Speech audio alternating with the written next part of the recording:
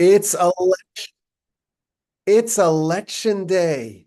It's 8 p.m. Central. It's apparently the closest election on record. It's neck and neck.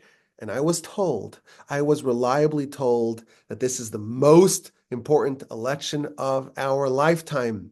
Yes, it's true. They said that about every election going back 250 years, but apparently this is the most important one of our lifetime. And we have to be watching the early returns to find out what's going to happen. But no, while the rest of the country is glued to the TV, watching the breathless returns, we're gathering together to study the Almighty's Torah on the Parsha podcast. And not just any Parsha podcast, this is the inaugural edition. We just, but we're good there. This is the inaugural edition of the Parsha Podcast Live on torchzoom.com. It's an election special edition, we could call it. We're going to make it an extra long one in honor of the election. It's the Parsha Podcast Live on Torch Zoom. We're going to do this now for a few weeks, 10 weeks. We're going to try it out. It's an experiment. Each Tuesday evening at 8 p.m. Central, we'll do a live recording on the Parsha Podcast. It's no longer me gesticulating wildly to myself. I'll gesticulate in front of an audience. We'll see how it goes. Once we finish the book of Genesis, we can reassess to see if we want to keep it going forward. Do you have an opinion? If you're listening to audio only, does it sound different? Am I pandering? Am I playing to the crowd? Send me your feedback, rabbiwolbe@gmail.com. This is the third episode of year 9 of the Parsha podcast. And the theme this year is Torah is our ID. We're learning about what we stand for as a nation. Who are we? What makes us special? And the answer is Torah. Torah is our ID. Each week, please God, we will reinforce that notion with an idea or ideas. In our case, 2 ideas in the Parsha, followed by a dilemma from the Parsha. So let's begin. It's Parshas Lech Lecha, and we meet the most consequential person of all time. Abraham, he's initially called Abraham. His name gets changed in the Parsha. He begins a mission to perfect the world. He begins a mission to restore righteousness to the world. He begins the monumental effort to purge the world of the sin of Adam, to cleanse humanity from that horrific sin and its noxious consequences. Abraham emerges in a world that's dark. It's spiritually dark. It's spiritually vacuous. It's spiritually bleak. Idolatry has taken over. The name of God is forgotten. The world has turned away from its creator. And Abraham begins the process of turning the ship around, of altering the trajectory of the world and turning it back towards God. And there's a remarkable midrash that charts what happened in the world up to Abraham and what happened from Abraham onward. The midrash charts the degradation of humanity up to Abraham and how he got the world back on track. The midrash tells us that the presence of God was really supposed to be here, in this world. Adam and Eve, they sensed the Spirit of God in the garden. God was here. But then Adam sinned. And when Adam sinned, the presence of God departed from the world, and it went up to the next spiritual sphere. But that's not where it stayed. Cain came around, and he did a terrible crime. He killed his brother, and the presence of God went up yet another notch to the second sphere. And then Enosh sinned, and it went up to the third sphere, and the people of the flood sinned again and went up to the next level. And the people of the dispersion, the people of the Tower of Babel, they sinned, and God went up yet higher. And the Sodomites came, and God went up higher. And finally, the Egyptians came, and they made the world so inhospitable to God that God, so to speak, the presence of God, went up to the highest level, the most distance between God and his creation. With these 7 eras of sinfulness and spiritual decay, the presence of God progressively departed from the world. And then Abram, soon to be Abraham, emerged. And the presence of God was the furthest it could possibly be from his creation. It's in the 7th and highest sphere. It's the most distanced from this world. Humanity, God's primary, ultimate creation, was totally estranged from its creator. And Abraham arrives, and he begins to reverse this. He reverses the distance between the world and God. He begins to do this process of bridging the gap between the creator and his creation. Abraham came and took the presence of God from the highest level 1 notch lower. And then came Isaac and moved it a notch lower. And then came Jacob and moved it a notch lower. And then came Levi, the son of Jacob, and he moved it lower. And Kahas, son of Levi. And then Amram, son of Kahas. And finally Moshe. Moshe restored the world to the ideal that was present before the sin of Adam. The presence of God descended upon Mount Sinai. Things were fixed. Things were the way they were previously. The sin of Adam, at least if you looked at Sinai, the sin of Adam was purged. God once again dwelled here on terra firma, on Mount Sinai. That's what Abraham began. Abraham was that first critical step in changing the trajectory of humanity. And yes, of course, Moshe finished. He completed what Abraham began. He undid the sin of Adam and, so to speak, brought God to this world. But Abraham got it all started. And we meet him in our Parsha. And the primary focus of the rest of the Torah is going to be on Abraham and his family and his descendants and the tribe that they spawn and eventually the nation that emerges from Abraham. And this is Parsha. We begin with Abraham, and he's traveling. And he travels with Sarai, his wife, and Lot, his brother-in-law / nephew, and all the souls that they had made in Haran, all their followers. And they travel to Canaan. And the Torah maps out their itinerary. They're going all over the land, crisscrossing, traversing the land. Abraham builds an altar. He calls out in the name of God, begins to publicize the name of God to the people of the land. And then we read that there's a famine, and they go down to Egypt. And Sarai, well, she's not my wife, she's my sister. She gets taken to Pharaoh. Eventually they discover that, well, she's actually married to Abraham. And they banish Abraham and his retinue. But first they shower them with all sorts of gifts. And they return to Canaan. So we're following the storyline, the narrative, the character arc of Abraham and his people. They return to Canaan, and there's a scuffle that breaks out between Lot and his shepherds and Abraham and his shepherds, and they amicably part ways. Lot, he heads to the luscious, rich, fertile lands of Sodom and Gomorrah, lands, unfortunately, that are occupied with terrible sinners, and Abraham no longer has any sidekicks. God appears to him. God promises him, you'll be the father of a great nation. Your descendants will be as numerous as the dust of the earth. They will inherit the land of Canaan. These wonderful promises that happen to Abraham, that God gives to Abraham once Lot departs from him. If you actually count in our Parsha, there are 4 times where God promises Abraham the land of Canaan. And the Parsha continues. We're following the story of Abraham, and there's a world war. This is in chapter 14. 4 mighty empires waging war against 5 empires. And the 4 overpower the 5, and they overrun their territories, and they capture and plunder the cities of Sodom and Gomorrah. And Lot, who had moved there after he departed from Abraham, he's now a captive. Abraham is told about the capture of his brother-in-law, his nephew, and he joins the war. Abraham throws his hat into this worldwide conflict. He commissions warriors. They pursue the victors. Abraham goes to war. He smites them. And he regains all the people and all the possessions, and he rescues Lot.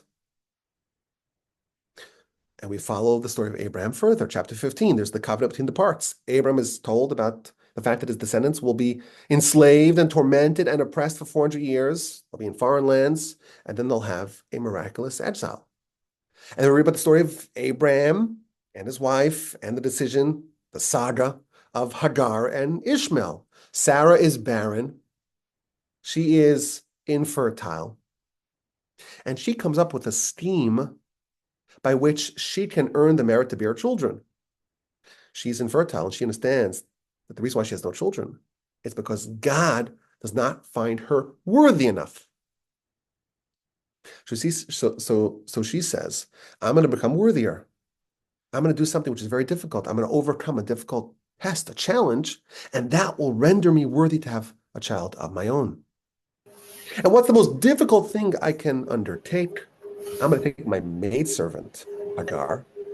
I'm going to give her to Abraham, as a concubine, and I'll bear that terrible, painful experience, and that will earn me the merit that I need to bear a child of my own. Hagar is given to Abraham, and she immediately becomes pregnant, and she begins to belittle her mistress. I'm more righteous, she claims, than Sarah. Sarah oppresses her, and she flees, and she meets the angel at the well, and they have a conversation, and the angel says, go back to your mistress, bear her oppression. An angel foretells he'll have a son, name him Ishmael. He'll be the father of a very populous nation. Now, important to note, this is not the only conversation that Hagar has with an angel. In next week's Parsha, after Ishmael's already born, and after Ishmael is misbehaving, and they're banished, they again encounter an angel, and Ishmael's about to die, and he is shown, or the angel shows Hagar where the well in the desert is. And that's next week's Parsha, not to be confused with the event in this week's Parsha, where Hagar alone flees from the oppression that she's experiencing at the hands of Sarah, and she meets the angel who tells her to go back. And the Parsha ends with chapter 17. Abram is finally renamed Abraham. Sarai becomes Sarah. Abram is again promised the land. He's given the covenant of the circumcision.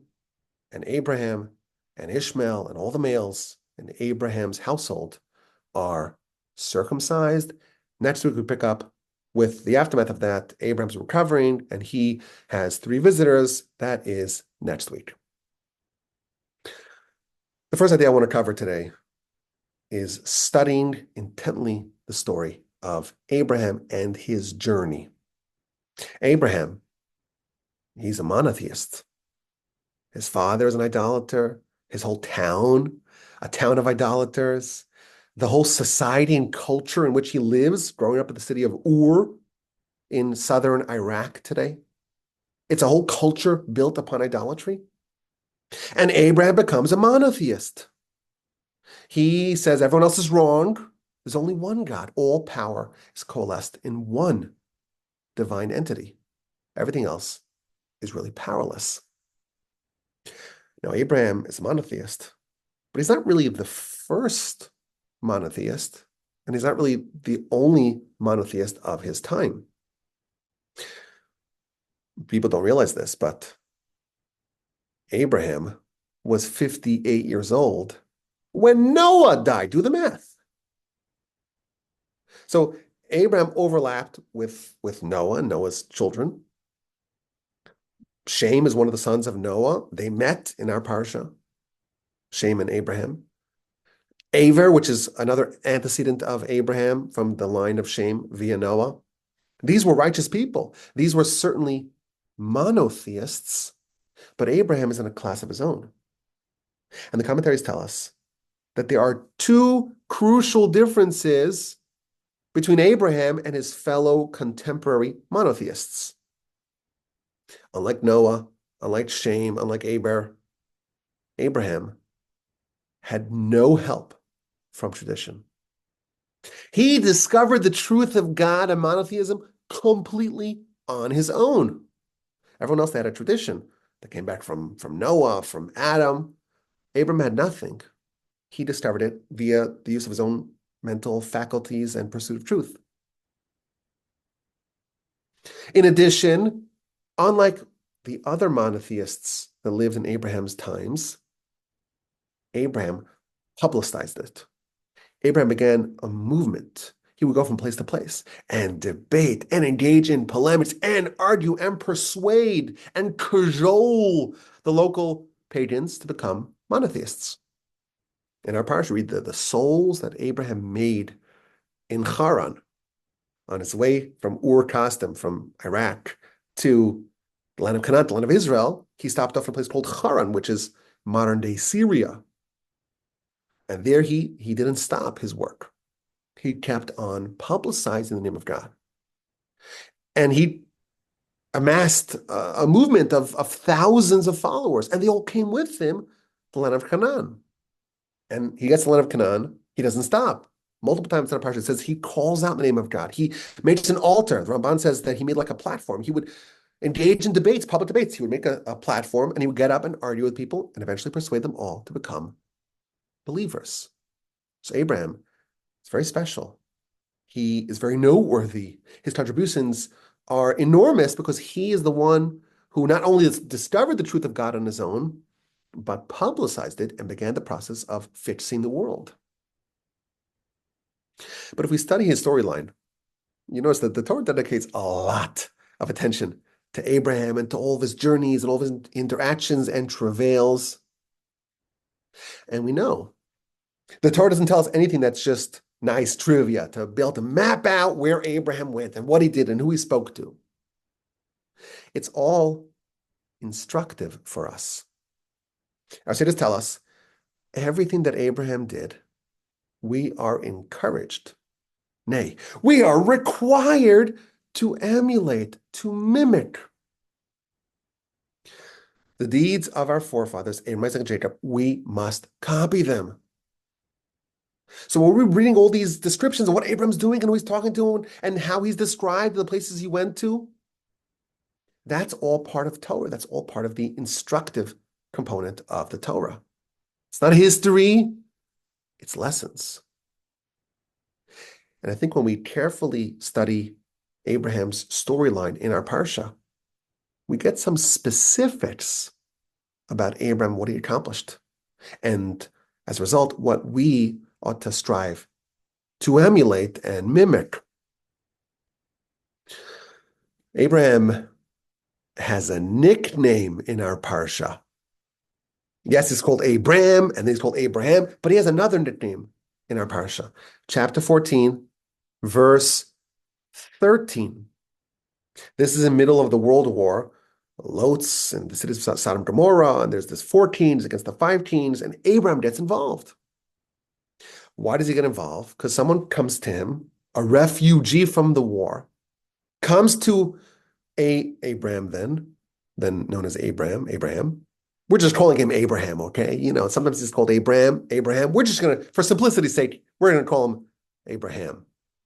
So the refugee comes to Abraham and says to him, "Oh, you don't realize what happened, that they got Lot. They captured Lot. You got to go save him." But the verse does not say he comes to Abraham or Abraham. It says, Abram ha-Ivri, the Ivri, which means the Hebrew. There's one place in the Torah where Abram is given this nickname. He's called Abram, Avram, ha-Ivri, the Hebrew. Why is Abram going to be given a nickname over here? So the Midrash asks this question, well, why is it called Avram ha-Ivri? And the Midrash offers 4 different answers. Well, his ancestor was Aver, so he's the Ivrite, meaning he's from the family of Aver. Or Aver means from the other side. He came from the other side of the river. Everyone else is on one side of the river, he's on the other side. Or he speaks the language of Ivri, of Hebrew. Alternatively, the Midrash says the reason why he's called Ivri, meaning from the other side, yes, he's from the other side of the river, but he might as well be on the other side of the world. Because if you looked at the world, you mapped at the world, and you looked at the philosophy and the personality and the character of all the people in the world, and you want to divide them up into groups, into categories, You put Abraham on one side and literally every other person on the other side. Abraham was completely different from every other person. All of humanity was on one side, and Abraham was alone on the other side. And that's why he has this curious nickname, Abraham Ha'ivri, the loner on the other side, away from everyone else. This is one of Abraham's defining qualities. You can imagine a border. On one side is Abraham, and it's like a river. Think of it as a river, a border. One side is Abraham, and he's completely alone, and the entire world is on the other side. What the Torah is telling us is that Abraham is a completely unique, an utterly unique individual. He's a maverick who stood alone. All of his contemporaries, they look at him like he's a Martian, okay? He's a Martian. He's a total iconoclast, completely different than everyone else. They're all idolaters, all of them. But Abraham is someone who's different. He's alone. He's blazing for himself a brand new path. He's on one side. Everyone else is on the other side.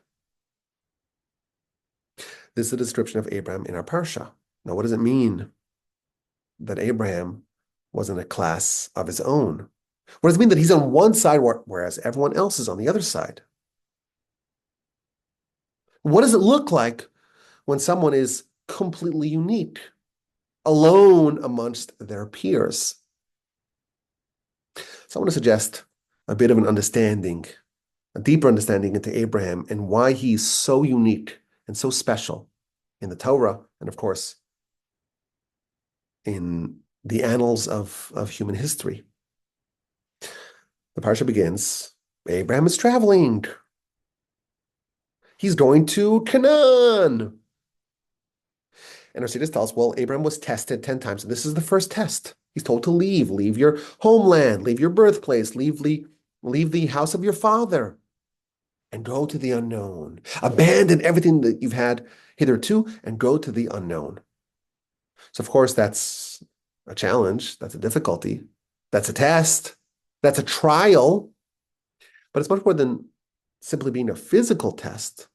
The danger of the unknown. Abraham's being told to also forfeit his standing, his spiritual standing.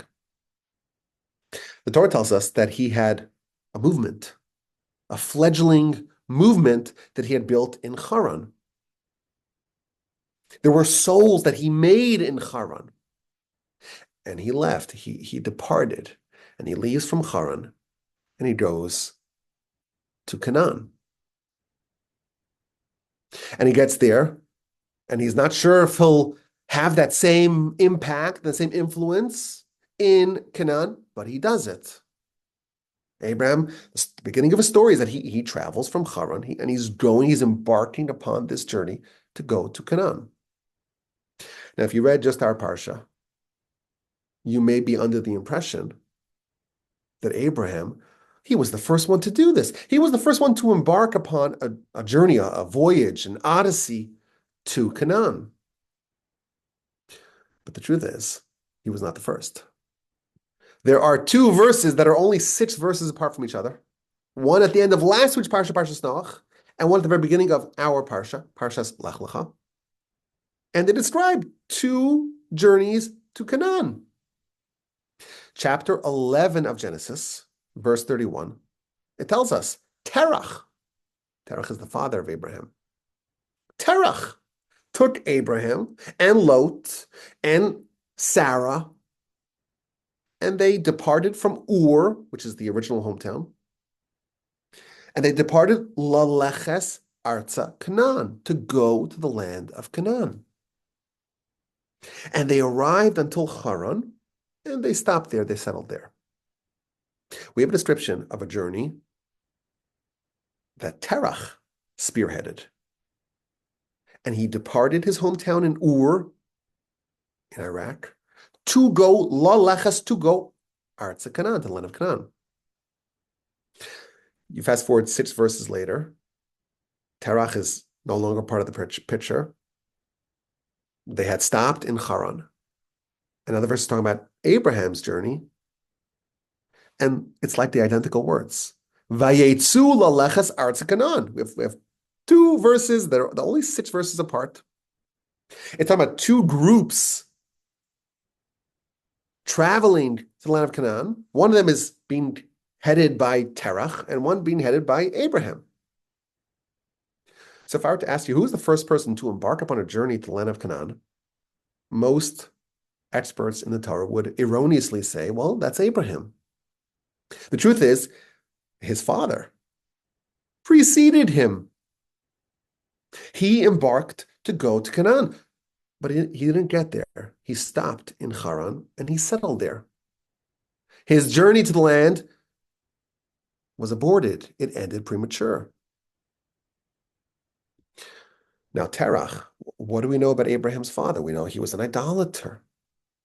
We know that when Abraham chose a different path of monotheism, he was almost executed, and the sources tell us, the Midrash tells us, that his own father wanted him killed.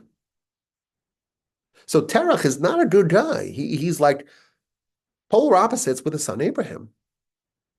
Yet the verse tells us, chapter 11, verse 31, look it up, don't trust me. Terach wanted to go to the land of Canaan. What did he want to do there? Why did he want to go to the land of Canaan? So this is be very surprising, because I was always trained, Terach, he's a terrible guy. He was an idol salesman, and then he led his son Abraham to take over the shop, and then this is the midrash that every child is told, right? He took over the shop, and Abraham took the sledgehammer and smashed all the idols, and then there was only one idol left, the biggest, strongest one. He put the hammer in his hand, and Terach comes back, and everything's in shambles, and he says, "Well, don't blame me. He did it. He did it. He can't do it." Well, if he can do it, if he's so ineffectual, why do you bow down? Why do you genuflect to these idols of wood and stone? And Terach grabbed Abraham and said, "You're going to be arrested." And he brought him to Nimrod, and Nimrod wanted to throw him in the fire. This is the story of Abraham's father. Get the verse, in every version of the Torah tells us he wanted to go to the land of Canaan. He didn't end up there, but he wanted to go. And to make things a bit more interesting, the commentators, the classic commentators on the Torah, asked the question, well, what did he seek that he wanted to go to the land of Canaan? Initially, he didn't make it there, but why did he want to go? So the Sepharno, one of the very ancient commentators on the Torah, he says something remarkable. Terach wanted to go to Canaan because it's the land that is most designated for enabling spiritual and intellectual greatness. If you want to have a connection, a close, intimate connection with the Almighty, the best place to find that is in the land of Canaan, what we call today the land of Israel. When the flood swamped the whole world, it rained on every land but the land of Canaan. This land was not polluted by the toxic effects of the flood. It preserved the pre-flood world. It remained untouched by the ill effects of the flood. And that's why it's a special place. If you want to become elevated and spiritual and close to the Almighty, you go to this land. And Terach, father of Abraham, he knew that secret.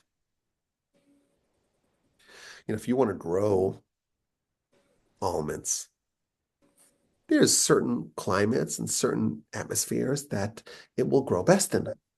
You grow them in California, and grapes in southern France.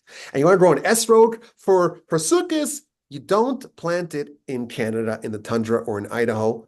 In Idaho, you put the potatoes, and this you put in Morocco. And pistachios, apparently they're the best in Iran. And of course, avocados from Mexico. Of course. This is true for physical fruits. It's also true for the fruits of humanity. The Torah tells us later on, way later in the Torah, that a person is an eitz hasad, is a fruit, is a tree of the field. Our deeds are like fruits. Our righteousness is like fruits. Well, which land is best suited for growing people? Which climate is best suited for allowing people to flourish and to grow and to achieve their highest potential? Which land has the ideal conditions for people to maximize their enormous spiritual potential? That's the land of Israel. And Terach, father of Abraham, former idolater, he knew this. And that's why chapter 11, verse 31 of the book of Genesis, he went and he embarked to go to the land of Canaan. He didn't have prophecy. He didn't know that he's supposed to go there. But he went. At least he started the journey. And only 6 verses later, we read a very similar verse where Abraham did this. 2 verses, 6 verses apart. In one, Terach, Abraham's idolatrous father, he embarked on the journey to Canaan. Chapter 12, verse 5, Abraham does the same thing. There's something very special about this land, and Terach knew it, and Abraham knew it, and they both sought to go to the land of Canaan, but Terach stopped. He got halfway to Charan, and he never made it to Canaan. Now, why did he stop? The Torah tells us that he set out to go to the land of Canaan. He stopped in Haran and he settled there and he died there. He didn't finish his journey. Why was he happy in Haran? What's the appeal of Haran? It doesn't say. The Torah doesn't tell us. I suspect that Ur, the site of origin for everyone involved in the story, that was like the worst spiritual place.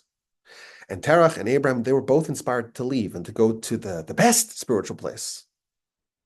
But they got halfway, Charan, and it was a much better place. It was much loftier spiritually than Ur, than the original place where they departed from. And when Terach, when he achieved a modicum of the spiritual greatness that he had sought, he's happy. He's content. And he settles in Charan. And he never goes for the gold. He never makes it to the land. And the final verse of last week's Parsha, Parsha Noach, Vayamas Terach b'Charan. Terach died in Charan. Even after Abraham went to Canaan and Abraham flourished in Canaan, he didn't join him. And if you look at the commentary of Rashi, Rashi says that Terach spiritually died in Charan. Terach, he's undergoing this metamorphosis, this spiritual renewal. He had been in Ur, he was an idolater. He tried to get Abraham burnt at the stake. But something changed, and he had an awakening, and he says, that's it, we're going to Canaan. We're going to forge a close relationship with the Almighty.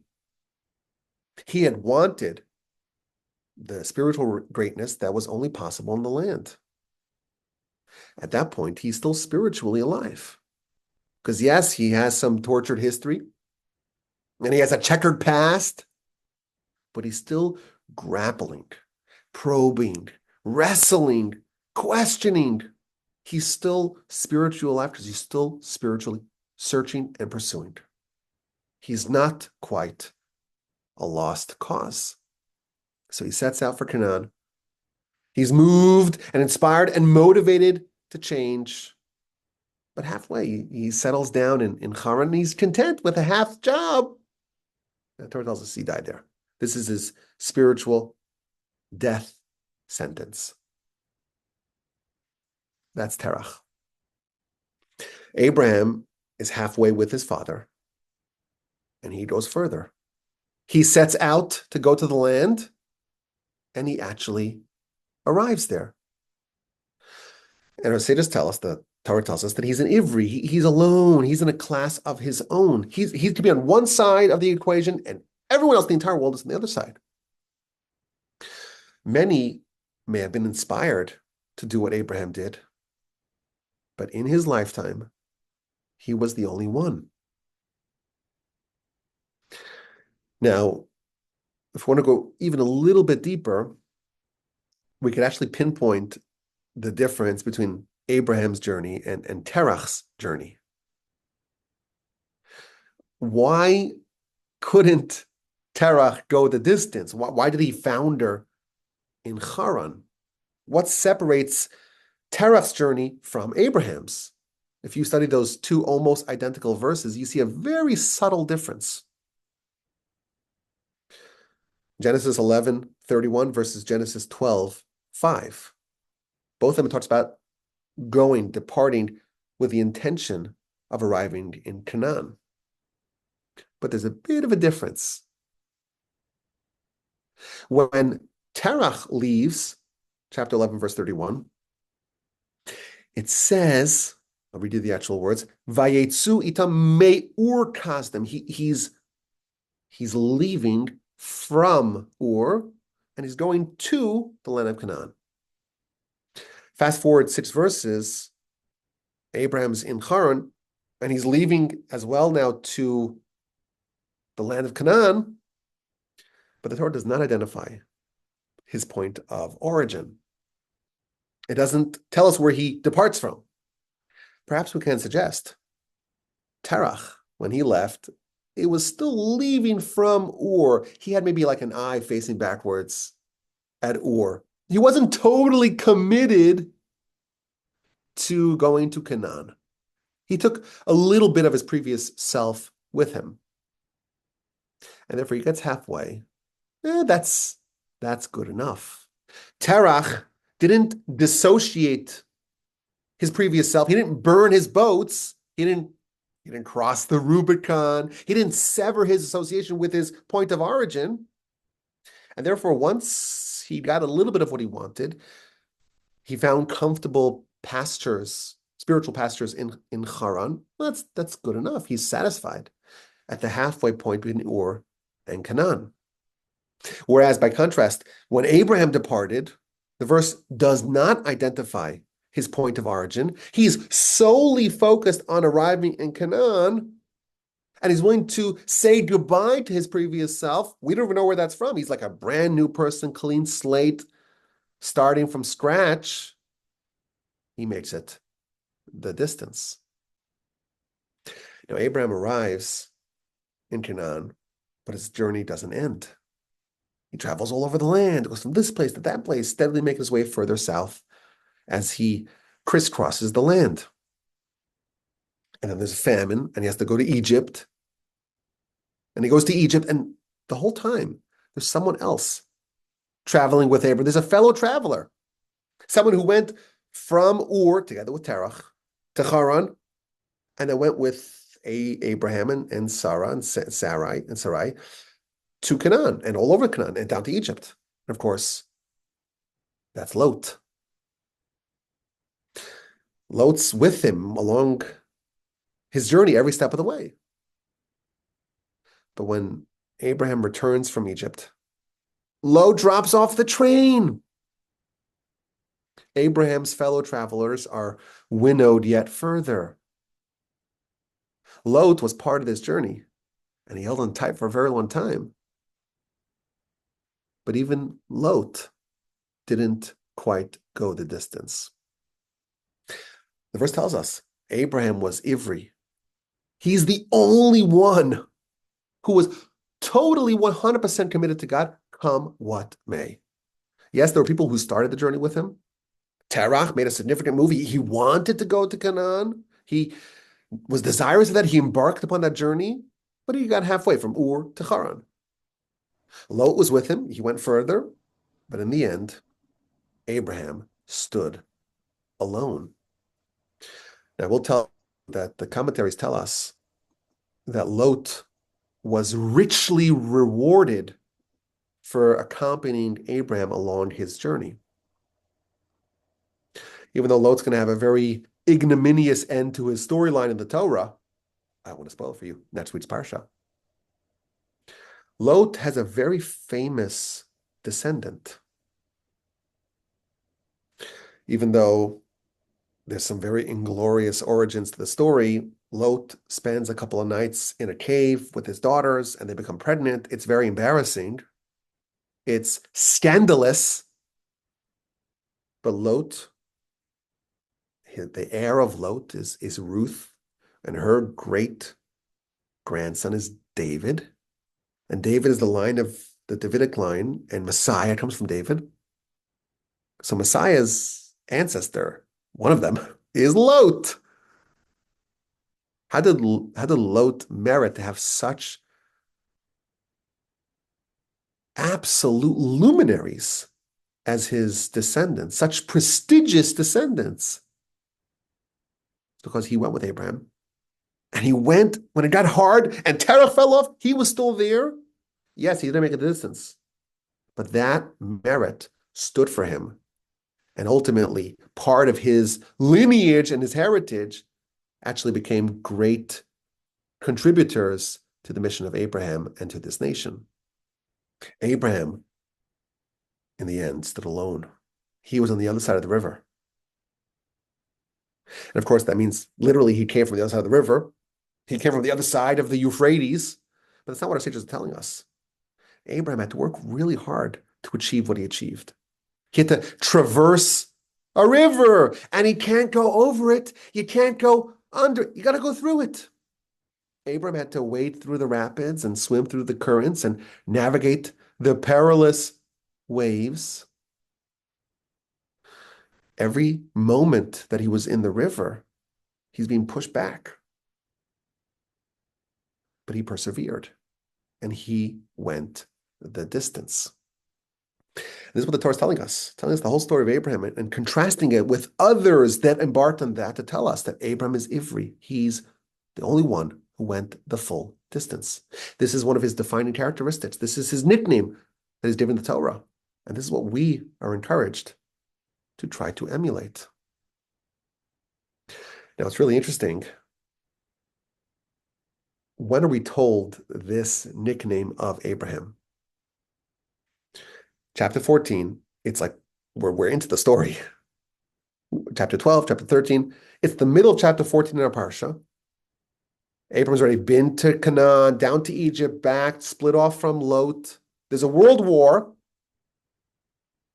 And a refugee comes from the war, tells him, by the way, Lot was captured. And then suddenly Abraham he's told Abraham, Ha'ivri, the one who stands alone.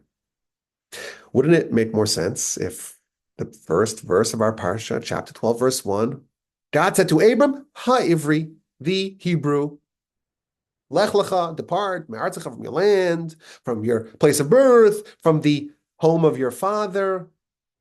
Why are we given his nickname so much later in the game? So perhaps this accentuates Abraham's superlative kindness, even though he's on the other side of the river and everyone else in the world, including Lot, is on the other side. You may have thought, well, Abraham doesn't care as much for someone who's on the other side playing for the other team. Maybe he wouldn't endanger himself to go save Lot, who's not really aligned with Abraham. And therefore, to accentuate Abraham's kindness, it tells us that he's Ivri, and nevertheless, he endangered himself. But there's another idea. I think this really brings home the greatness of Abraham. Imagine I told you there's a world war, 4 kings against 5 kings. Oh, and bad news, your nephew / brother-in-law, he was taken captive. You have to be nuts. You got to be crazy to go take a stand and fight the victors of this war. Abraham is behaving very irrationally, we would say. He's being completely unreasonable. What's Abraham thinking that he could thrust himself into this world war and save his brother-in-law / nephew, Lot? Perhaps This is the greatest manifestation of what Abraham stood for. How was he different than the rest of the world? He's on one side, whereas everyone else is on the other side. You look at Abraham's behavior in chapter 14, you see how someone of Abraham's ideology and perspective and philosophy and worldview, how they operate. Abraham is so confident that with God on his side, he is completely invulnerable, that he does what we would say is suicide. He's completely fearless. If Abraham was facing a Greek phalanx or 1,000 Roman legionnaires or a Mongolian horde or 400 Iranian ballistic missiles, he wouldn't sweat. Nothing would faze him. His perspective is only God decides who wins and who loses. And all these displays of strength, 4 kingdoms, they just rampage their way throughout the whole land. Everyone's terrified of them. Abraham looks at them the way we would look at an ant pile. Abraham is a true monotheist. There's literally only one power. Everything else is absolutely powerless. In his eyes, there's literally only one power. And in that attitude, Abraham is completely alone. And no episode demonstrates that more than what he did over here in chapter 14 in his war, in his inserting himself into this war. We like to think of ourselves as heirs of Abraham, and we are. We are. Our people, really, our whole world is, because Abraham's attitudes have permeated the whole world.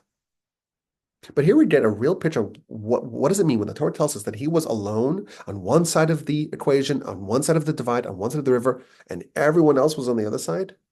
We see in this story what that means. In our eyes, of course, God has all the power.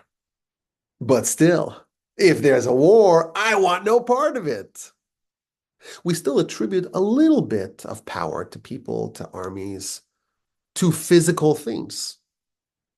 Abraham ascribes literally nothing to it. And he behaves in a way that we would say is totally reckless. But this gives us a little window into how he thinks. I think maybe there's a formula that we can make. To the degree that someone ascribes power to anything besides for God, that is the degree to which they are not ascribing power to God. Abraham was alone. He viewed the world literally like there's only one power. Everything else is just pretending to have power. And what gave Abraham the strength, the resolve, the audacity to go fight this war? To stand up fearlessly in front of the whole world? It was his true faith. I think this is maybe a lesson for us. The Torah tells us this story. You always wonder, like you're reading the story of Abraham and it tells us this chapter 14, there's the whole war and the 4 kings and the 5 kings and gives a whole long description. And you don't even know how this fits into the whole story until 10, 12 verses later, suddenly Abraham's involved. To me, this is the great illustration of the standard of faith that Abraham embodied, he lived by, where he departed from everyone else in his time and really in all times. Who of us could say that even though we pay lip service to the idea that God is the only power, but still, this is what it looks like in Abraham's perspective. The sources differ as to when Abraham, or what stage in his life, he discovered God. One opinion says he was 3 years old when he discovered God.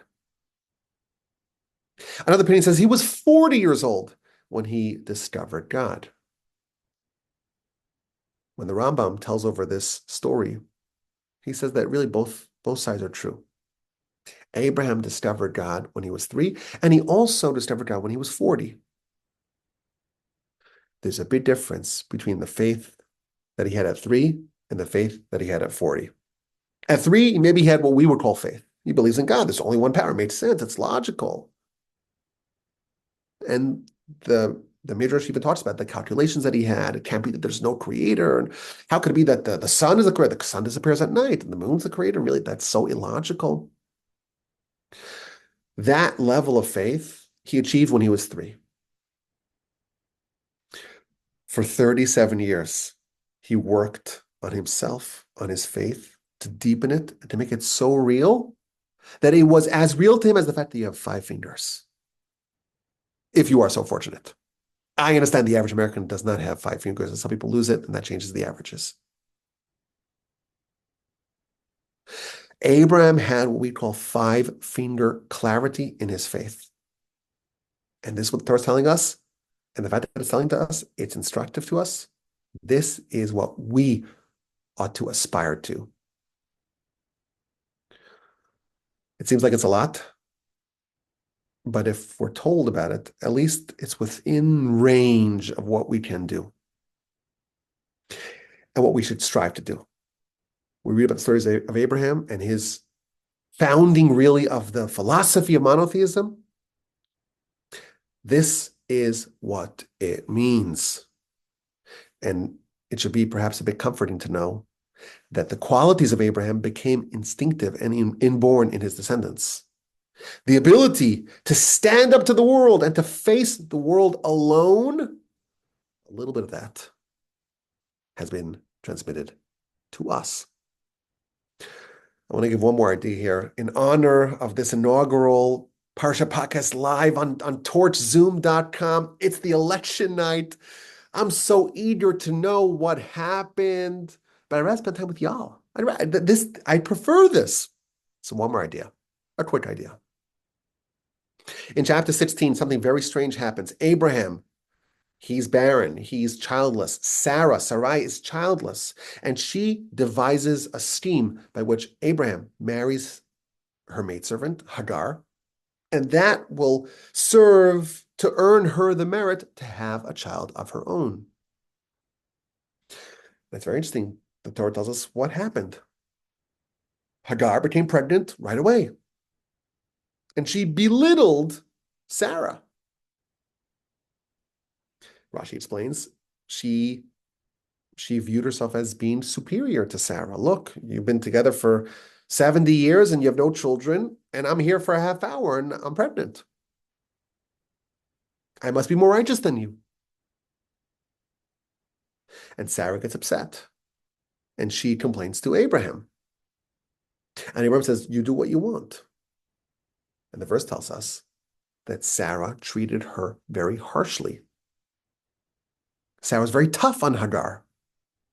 And by the way, at the beginning of chapter 16, we discovered that, look at Rashi. Rashi tells us that Hagar was a princess. She was a princess of Egypt. And when Abraham was so impressive and Sarah was so impressive in Egypt, Pharaoh said, my daughter, what you doing with me? She should spend time with Abraham and Sarah. It's better for her to be a maidservant there than to be a princess over here. So Hagar, she comes from royalty. And now she's being treated very harshly by her mistress, by Sarah. And she escapes. She can't handle it. And she goes to the well, and the angel finds her. And the angel engages her in conversation. Where are you coming from? Where are you going to? And she responds, I'm escaping from Sarai, my mistress. And the angel tells her, go back.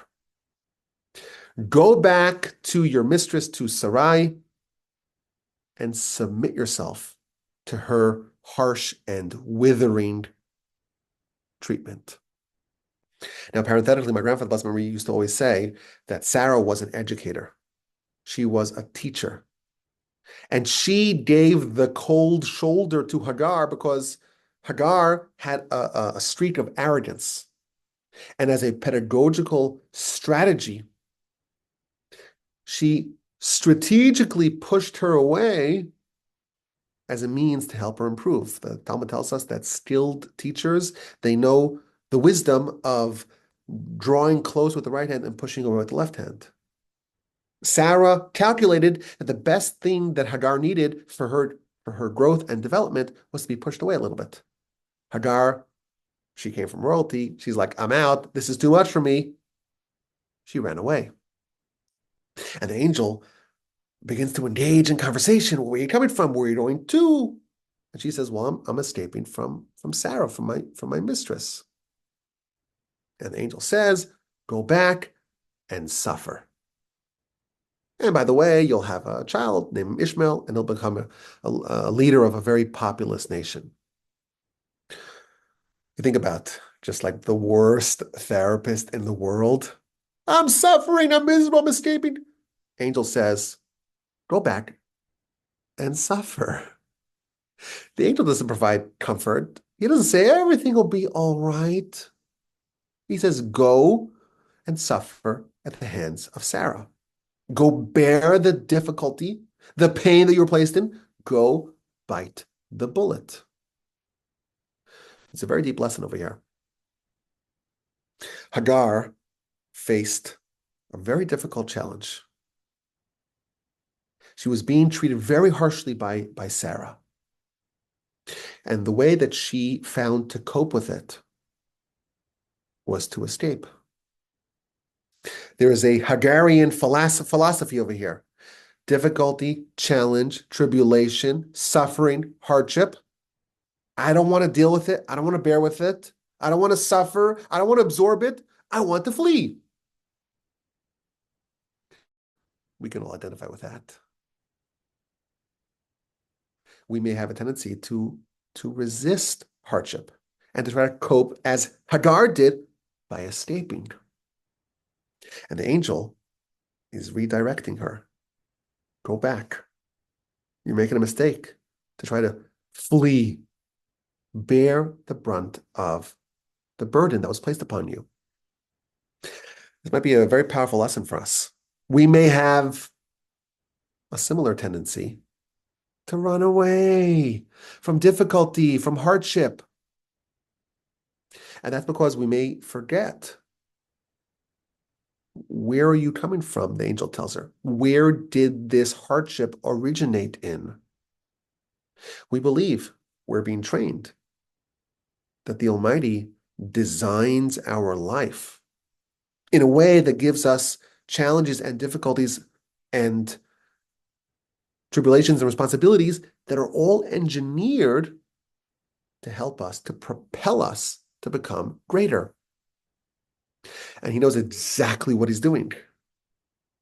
If you're dealing with a challenge, just like Hagar was dealing with a challenge, the angel should be whispering into your ear, where are you coming from? Where did this come from?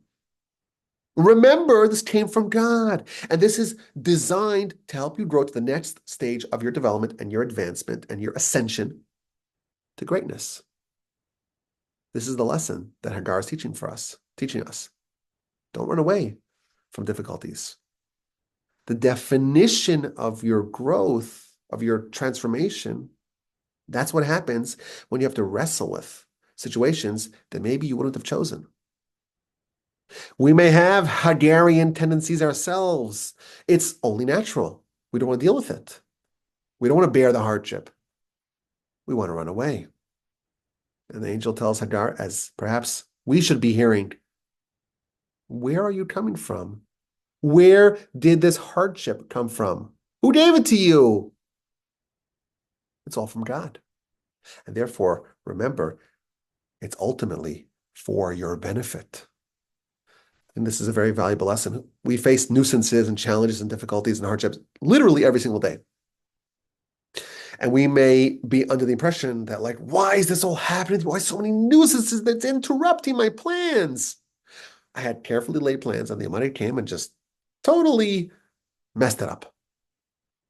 We have to remember that the Almighty is an active participant in our pursuit of greatness.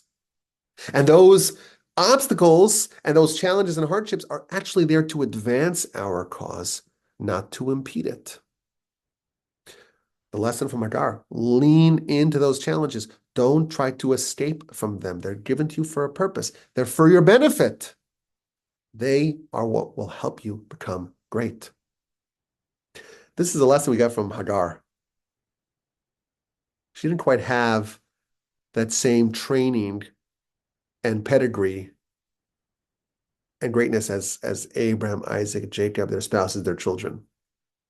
There's no conceivable way that Abraham, the forefathers, the matriarchs, that family would not know this intuitively. They knew that challenges are designed for our benefit and they're tailor-made for us. And I think the lesson we take from Hagar is that when you have a challenge, a hardship, a difficulty, it may be a gift from God. These are the circumstances that will catapult us to erstwhile unachievable heights. It's a gift from God. It's just got some irritating gift wrapping. It's a pain to unpack. It's a bit frustrating to open. But if you realize it's a gift, you'll never throw it away. I want to end this very special Parsha podcast with a dilemma. Torah is our ID. We got some ideas. Let's get to the dilemma. And that is Abraham's reaction to Lot's departure. In our Parsha, Abraham and Lot go their separate ways. They spent a lot of time together. They undertook a very difficult and challenging journey together. They did a lot of the journey together, and eventually they parted ways. Lot went to Sodom and Gomorrah, a place the Torah says it's just full of sinners. Well, first question is, why didn't Abraham go there? Why didn't Abraham go to the mouth of the lion? If Abraham is on the other side of the river, he's impervious to the influences of others. It's a question, maybe we could speculate, like, why didn't Abraham go? Lot went there. The Talmud tells us that Eliezer, servant of Abraham, went there, but Abraham chose not to go there. He went to Egypt, he went to Canaan, he went all over the land. He chose not to go to Sodom. There's a variety of answers to that question. But we see Lot was a great person. He matched Abraham step for step. Our sources tell us that he looked like Abraham. They were identical. And when our sages tell us that they looked the same, it doesn't mean that they were just doppelgangers. It means they were spiritual doppelgangers. Lot could have been the next Abraham. But he was seduced by the appeal of Sodom and Gomorrah, and he went there, and his story took a very radical turn as a result. Why didn't Abraham intervene? Why didn't he stop Lot from going there? When you see a friend about to do a catastrophic thing, a terrible decision, shouldn't you try to stop them? Why didn't Abraham stop Lot from making this terrible mistake? So I did see, if you look at chapter 13, verse 11, with the Rashi commentary, Rashi says that Lot departed from the east and headed west. And if you have a little sense of the geography, if Lot went to Sodom and Gomorrah, he should have gone east, really southeast from where Abraham was stationed. So I saw one of the commentaries says that Lot did a little pump fake. He says, Abram, I'm leaving. He heads west, just so Abram doesn't know that he's actually going, he's going to circle around and head down to Sodom and Gomorrah. He knew what Abram would think about that. So one of the sources actually says that Abraham never knew that Lot actually made this poor decision. So that may be the answer. But the simple interpretation is that, well, Lot made a decision and Abraham does not seem to try to prevent that. Why didn't Abraham try to stop it? We see how Lot devolved as a result of this decision. Could it be that Abraham was able to persuade and sway the opinions of everyone in the world, but not his own family member? Some may argue, well, it's harder to change the opinions of your family. It's better to go out and deal with strangers. You could have more of an influence upon them. Or maybe Lot was so convinced in his own righteousness that he would not be receptive to what Abraham said. Or maybe there's a limit on how much you can influence others. You recall perhaps in the book of Numbers, it tells us that the people sent spies to go reconnoiter the land. And this was a terrible decision, and it led to catastrophe. My grandfather, blessed memory, asked this question: why did Moshe sign off on this? He knew it was a dicey and dangerous decision to not trust God, to not just say, we'll trust you. Now we have to explore the land ourselves, just to know the defenses. My grandfather, blessed memory, used to say that sometimes when you see someone making a mistake, you're not supposed to stop them. They're convinced it's the right thing to do. Let them do it. It actually might be the correct decision to allow them to make an enormous blunder. So here's the dilemma. Abraham does not intervene when Lot does a terrible cataclysmic decision to go to Sodom and Gomorrah. And here's the dilemma. When you see a close friend, an acquaintance, someone that you know, someone that you care for, someone that you love, about to make a horrific mistake, do you stop them? Do you let them make a mistake and maybe learn from it? Maybe if they hit rock bottom, it's actually the best thing for them. That's an interesting dilemma, a dilemma to consider. And that is a wrap on the first Parsha Podcast Live.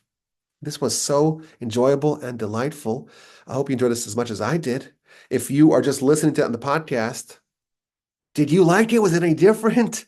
Did I sound different? Is it the same? Let me know. My email just says rabbi@wolbachman.com. Thank you so much for listening. Have a wonderful, splendid, terrific rest of your day. I hope your team wins the election, whichever that may be. Have a wonderful rest of your week. A splendid, sensational, terrific, uplifting Shabbos upcoming. And please, God, with help of the mighty, we'll gather again. We'll gather again Tuesday night at 8 p.m. Central on torchzoom.com and on the podcast for the next edition of the Parsha Podcast with the help of the Almighty. Again, the email address is rabbi@wolbe@gmail.com. I look forward to your questions, your comments, and your feedback. Okay. So that was fun. Bravo. Should we do this again? You like it? This, it was nice. I like it. It's nice to have a live audience. You know, I'll tell you the truth. When I started doing the Parsha podcast in a studio, it was very hard. Yeah. Because all I have is literally this thing in front of me. You got the microphone and you're on your own. And it's like you want to sound exciting and you want to sound interesting, but you don't want to overdo it. You got to find that fine line where it's good and it's rich and it's interesting and it's captivating and it's intriguing, but you're just by yourself. There's no feedback. Like you look around the room and all you see is walls.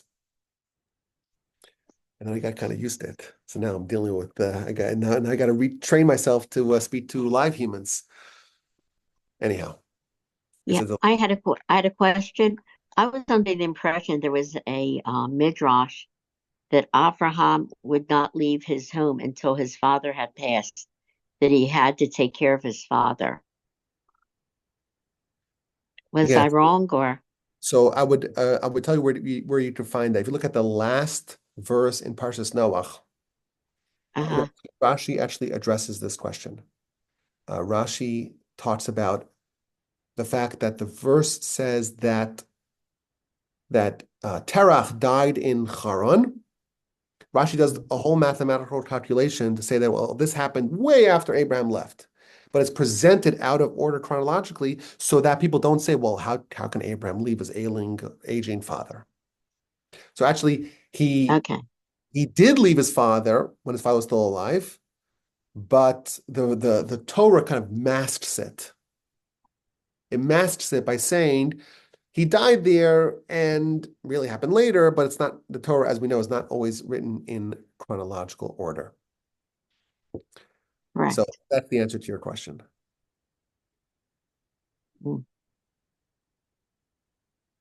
I enjoyed it. I just So speaking, so I missed like I just hope I can find it. I tried to text myself how to find you, so I just hope I can do it again next I week. got a lot of friends who reached out like, well, what's the address? I just said it on the podcast. It's like it's not like on the Torch website, but it's just torchzoom.com. So if you made it tonight, that's the way we'll do it again next week. Yeah, listen, just because I made it tonight, a lot of times what I do is random and hope I hope for a good result. So I hope I can find it again next week. Um, But also, you can always email me or text me and I'll just send it to you. also gives me an opportunity if I have a small qualifying question, I can ask it. Yes, that's the whole point. Anybody else have any questions? Come on, guys. I have a question. Um, so you were talking about how the land of Canaan is spiritually elevated and you're able to connect with God better there. So I wonder, is it inherently that way, like in a vacuum, or is it more spiritual because God gave it to the Jewish people, or did God give it to the Jewish people because it was that way? Yeah, so the answer is that it was always more spiritual, even beforehand. The sources say that that was the first creation of God, and thus it's like the touch point of heaven and earth. And the sources tell us, there's a lot of sources about this. Sources say that if you want to pray, you can pray anywhere in the world. You can even pray from the International Space Station. However, every single prayer has to first travel to Israel, to Jerusalem, to the side of the temple, and only there can it ascend to heaven. You know, if you go like to a pharmacy, a drive-through pharmacy, sometimes they have two lanes, and then there's like a chute. There's like a chute in which like you zoom up, you know what I'm talking about, right? Like you put it in things or you sign it.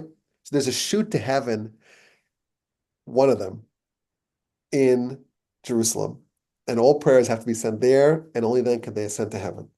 And that's it, like an inherent quality, whether we're there or not. The land of Israel is uh, is holy, whether or not the people there are living up to that standard, or even whoever's there doesn't matter. And in fact, there's other descriptions that we have kind of on a more cosmic, ethereal level. We're told that every land has like a spiritual force, like an angel that oversees the land. There's one land that doesn't have any filters. That's the land of Israel. It's like God's land. It's like God's place in the world. So it's literally the Holy Land, and that's why we're so desirous of it. Yeah, it's a good question. Thank you. And the amazing thing that I discovered this year is that like Terach knew that. And that's why he wanted to go there. And he got close, he got halfway. That's enough for me.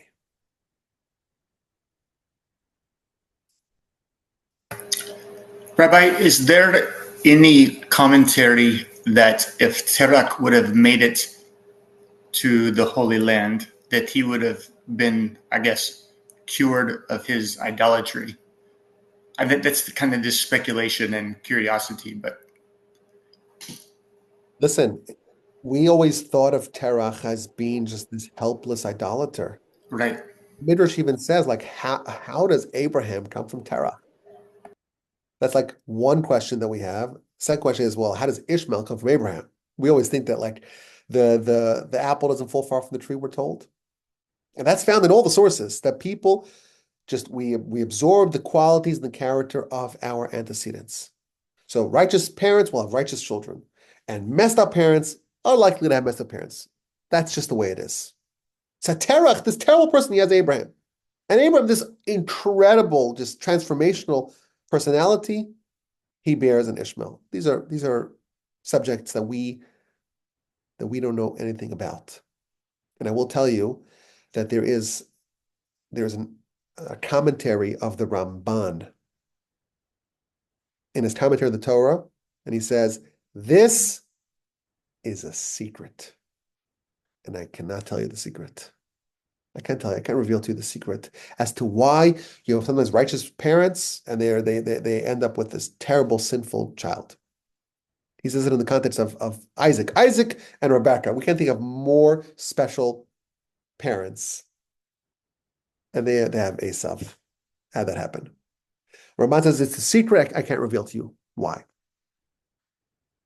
So we don't understand exactly how that works. But here we discover that Terach, he was motivated, he was inspired to change, to uplift himself. And it's clear from the sources that he did improve something. He did have a transformation. And yes, he's not quite like Abraham, but there was something very special about him. And he did undertake at least and begin and embark upon this journey of change. So just going into the land, it's not going to solve it for anyone. The land is the conditions. It's the ideal conditions for spiritual flourishing. If you just drop someone in there and they don't do anything about it, they don't utilize their opportunities, well, not only have they not improved themselves, but they had all the opportunities in the world and they didn't use them. You'll notice that the Canaanites lived in the land of Canaan. And we're told that the two most corrupt people of all time were the Egyptians and the Canaanites. They were there for thousands of, I don't know, quite thousands of years, but certainly for hundreds of years. And not only did they not improve, they became as bad as the Egyptians. In fact, the verse tells us, chapter 18, verse 3 of Leviticus, there's two nations that were not allowed to copy, the Egyptians and the Canaanites. They lived in Canaan. How'd they miss it? How'd they miss it? How'd they not improve? Just being there won't change you. It's the ideal place to change. It's the conditions in which to change. It's fertile grounds for change. You still have to plant the seed. You still have to water it. You still have to cultivate it. But I imagine that Terach did accomplish something in his, albeit truncated, journey. That's a great question, Jonah.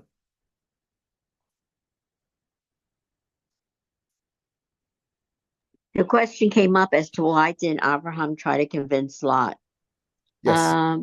Maybe That's he didn't expect. You can't stop somebody from doing something they want to do. So he might have heeded him. He might have told them the consequences, but in the end, this is what Lot wanted. Yes. You can't stop somebody. You can stop a child. You can't stop an adult. Yeah, absolutely. And it's there's no greater evidence to that than the fact that, well, Abraham didn't stop him, and we have no record of him trying to stop him. I will tell you something very interesting. There is a teaching in the Talmud that says that the way a person wants to go, that's the way that they'll be led by heaven. So if they want purity, they'll be aided from above. And they want impurity, they want to defile themselves, then heaven will allow that. And my grandfather, blessed memory, used to say, wait a minute, heaven does only good things, only. So why would heaven allow someone who wants to become impure to become impure? Shouldn't heaven stop them? And he answered that sometimes the best thing for a person is to be allowed to make a mistake, even a catastrophic mistake. You make it, you'll hit rock bottom, and you'll recuperate. You can have a reclamation. But if someone wants to do that and you try to stop them, they may end up way worse. So I agree with what you said, Barbara. Rabbi, I had a question. Abraham had an open tent where he would teach everybody about Hashem, Yes. but yet we're not supposed to proselytize. Can you explain to me why we're not supposed to? But, it seems as though that was what our forefather did. It's a great question, Aaron. We're not supposed to proselytize. We don't go around to try to convert people. Abraham seems to do that. So there's a big difference between what Abraham did and proselytizing. Abraham wasn't getting people to become Jews. He was getting them to become believers in God. We are required to do whatever we can to get the whole world to become believers. To proselytize for God and faith, that is required upon us. To proselytize for Judaism, that we don't do. So that's the difference. Abraham, he was acting correctly by trying to persuade people to become believers. We are acting correctly if we do the same But we don't try to persuade people to become Jewish. If they want to, of course, there is a convention for that. There's a system to convert, but we don't try to encourage that. If someone wants to do it on their own, God bless them, and there is a way to do that. But it has to be self-motivated. We never encourage it.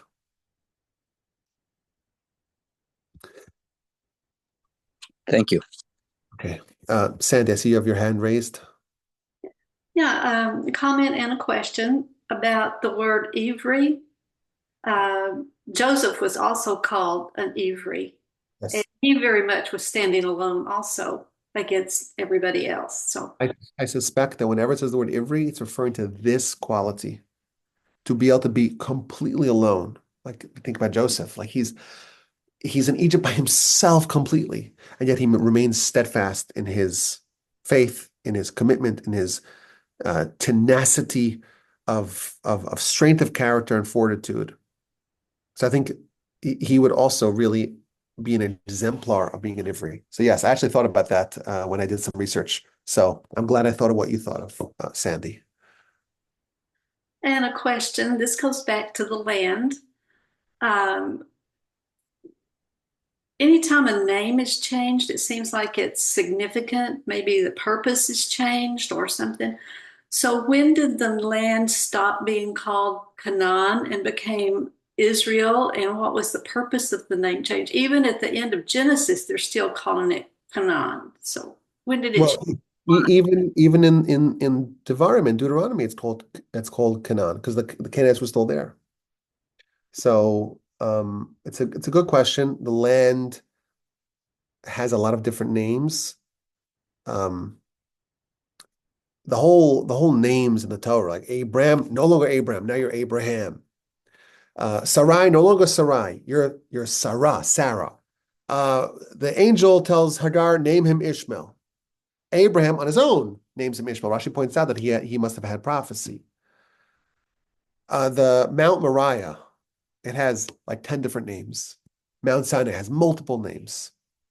Moshe has 10 names, we're told. Jethro has 7 names in scripture. So names obviously connote certain essence and quality.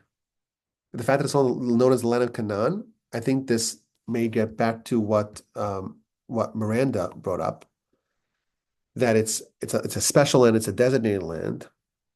Canaan is the one person in the Torah that we know of who was cursed. Now, right, because Noah curses his son, and specifically the son Ham, and specifically Canaan, the son of Ham. I think that's part of the nature of the land. It is simultaneously the most blessed land, and also the land that is to be the most harsh of lands.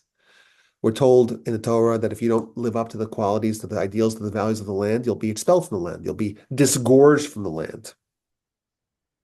That's an example of what the flip side, so to speak, of the land of Canaan is. It's land that's most auspicious and designed, propitious for achieving great spiritual heights, but it's also the land of Canaan. It's also a land that can have a very, very different experience if you don't live up to the values of the land. It's a land that is subject potentially to being a recipient of a curse. So I wonder if that's maybe why that name remains very sticky. The name land of Canaan remains very sticky. The easy answer is, well, the Canaanites lived there. In our Parsha, it says, "Va'kanani az ba'aretz," the Canaanites were living there. So that's the easy answer. But I suspect that you're onto something, that there's something maybe a bit deeper that reveals to us some of the essential character and nature and essence of the land. Yeah, it's a good question. With that, I'm sorry. It's almost 10:30 now, so I wanted to thank you. Yes, don't hesitate to just. But I didn't want to just disappear. Oh, So well, thank you very much. And next week it's going to be, we'll meet again, please God. Hopefully we'll know who won the election. Do we know already? I didn't even check. Do we know? I really doubt it. Good night, everybody. No. Thank you so much. Bye-bye. Okay, take care. So we don't know quite yet. Okay, we'll see what happens, right? We'll see. Anyhow, did we miss anything? We didn't miss anything. We didn't miss anything. Well, last time it took him like 4 days. Yeah. Could just catch up. Go ahead, Pat. I'm just noticing someone else that was from kind of a wicked descension or descendant, Eliezer, Yes. Abraham's servant. Yes. He was a descendant of Canaan. Yeah. So you kind of had this running theme going about, was it appropriate for Noah to curse Canaan? And there have been other things that you brought up, and then you had a word, and I'm thinking of the word in the prayer about the sprouting of Messiah. And I'm thinking of this sprouting, like there's certain areas that are maybe really dark or cursed, so to speak, but there's potential in there. There's some kind of a potential for growth, for transformation. And even from the cursed people of Canaan, from them can come an Eliezer. Yes. So listen, we spoke about Lot. Lot, next week's Parsha, he has a very shameful interaction with his daughters, and like the boy's name is Moab, which means from my father. Like this is like the most scandalous of scandals, and that's the forebearer of Messiah. What? How'd that happen? So Eliezer is another example, but I would say Eliezer. Okay, so I hate to do callbacks, but I did a podcast several years ago about Eliezer and his transformation and his storyline. But what I proved, I think, if I remember correctly, what I proved is that the story of Eliezer is the story of him shedding that curse from upon himself. So he switched from being, he's the only one on record that we know that switched from being cursed to being blessed. And that's why his story is told in such detail, because even someone who is from such a disadvantaged origin, like what did he do? He did nothing wrong. He's a Canaanite. He did nothing wrong. This is generations before him. There was this terrible sin that Ham did. Why? Like through no guilt of his own, he was cursed. But he shows a process by which someone who was dealt such a terrible hand in life can actually transform themselves and purge and remove any remnant of being cursed from upon themselves. And that, I think, it could be very comforting. And certainly it does give a little bit of a happy ending to his story.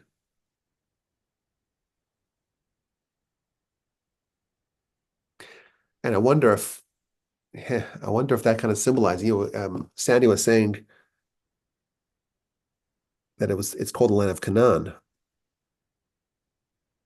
Maybe like Eliezer, the Canaanite, his storyline of taking any evil that was there, any presence, any remnant, any vestiges of cursing and removing it, that does have like or that does mirror in some way what we're supposed to do to the land of Israel, to kind of remove any aspect, any element, any remnant of impurity from it.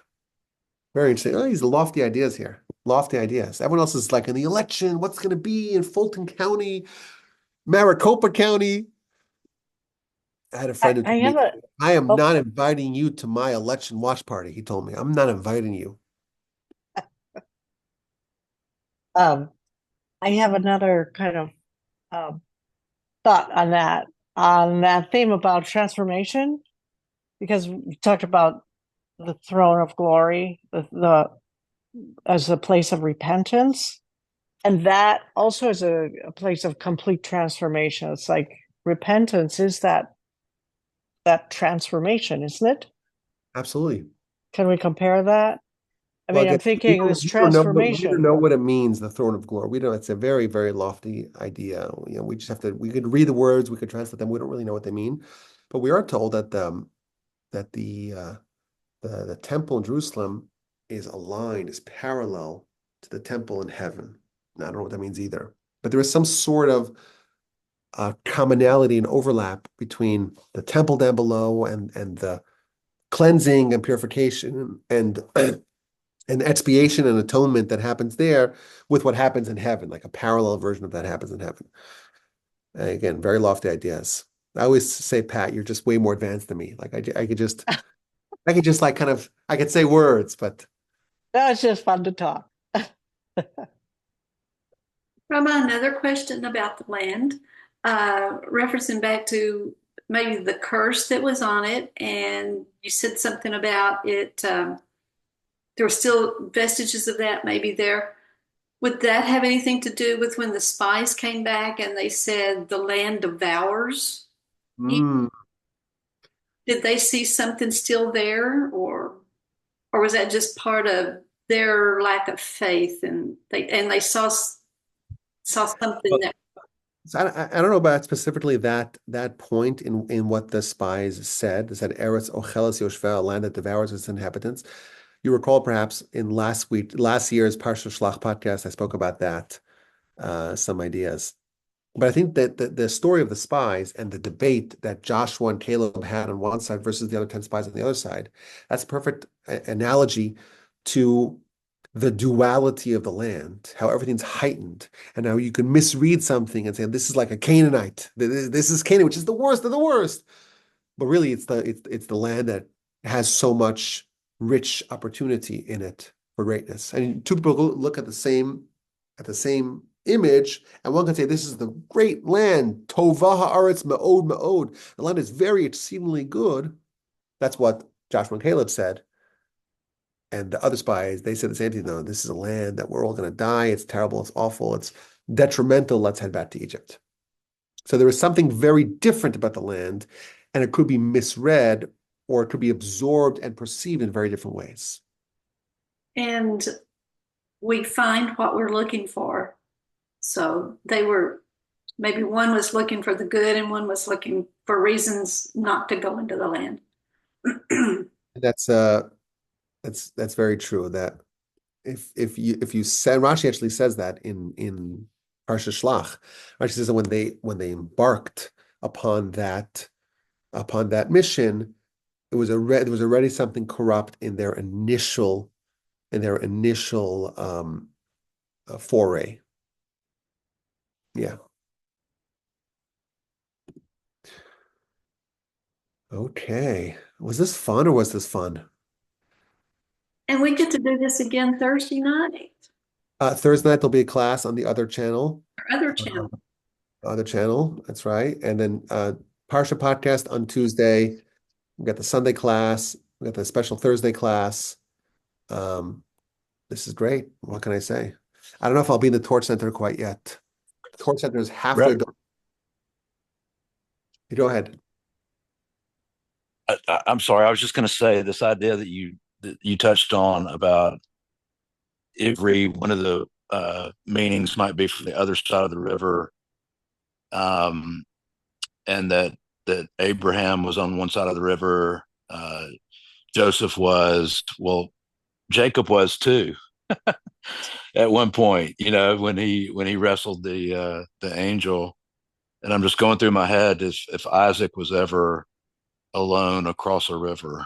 I will tell you that if you look at the instances of that word appearing in the Torah, the whole nation is called Ivrim. We typically think of ourselves like where the Israelites, the Bnei Yisrael, but they're also called Ivrim, and especially in the land of Egypt, like in the beginning of the book of Exodus, many times the nation is referenced as Ivrim. Right. I would say right. this is really a foundational characteristic of the whole nation. Right. So Abraham, he's the first one, but then his children, specifically the line of Isaac and Jacob, they're following in the path that he set for them. Yeah. It's like it leads to the nation set apart. That yes lives apart. That's great. Wow. Thank you. And we'll read next week in the Parsha how Abraham is special specifically with regards to the fact that he is the one who's going to perpetuate onward the values and the ideals that he acquired. It doesn't stay, live, and die with him. It becomes part of the the heritable assets of the Jewish nation. So if others are called Ivri, well, that means that Abraham did a good job in ensuring that this gets perpetuated onward. Nice. Okay. Thank you. Joy and a delight. I'm looking forward, please God, to our next opportunity a week from tonight, the next edition of the Parsha podcast, towards zoom.com. I wonder if we'll have a different crowd. I want, like, if I was considering, like, hey, I could watch the Parsha podcast, or I could just wait till tomorrow, listen tomorrow, and I could watch the election, I probably myself would have chosen the election. But that's probably why. Like, it's good to start. We had a great time. I had a good time. Hope that we'll do it again next week, and maybe this will be a thing that we continue throughout the whole Torah. I enjoyed it. Okay, take care, everyone. Be well. Thank you. Thank you, Rabbi. Same time, 8 p.m. Central. We'll open up the Zoom again at 7:30. Want to chit chat a little bit earlier? Could do that. Take care. Have an awesome week. Bye.